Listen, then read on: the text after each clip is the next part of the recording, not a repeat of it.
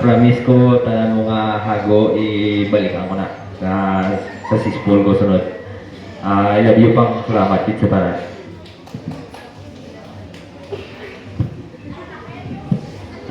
Mayong lapon sa tanan. Diyan anak, palangga tagi ko. Palangga tagi ko na.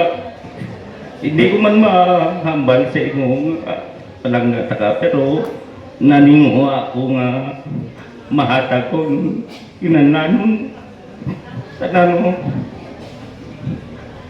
Apat ka palang katoy, gibayaan ka na ni mama mo. Pero natingwa ako nga ang tanan mo nga kinananon matagugit sa imo, nabalaan mo ina.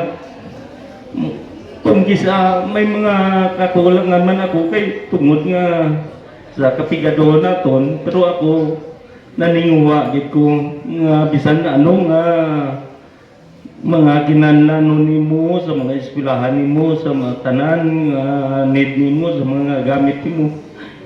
Gatingwa gid ko bahala na nga ginauna tagid ikaw kay hindi ko gusto nga mabihayin ka man sa ibang nga bata, no? Pero ang ginahangyo ko lang sa imo, ang ara lang, amo lang na hindi ka na mangita sa iban. Kay amo lang gid nang akong perminti ginahambal sa imo nga hindi mo i-compare sa iban ang imo nga ugali. Kay ang sitwasyon naton, pigado kita, pero bisan pigado gatingwa gid si papang mo, no?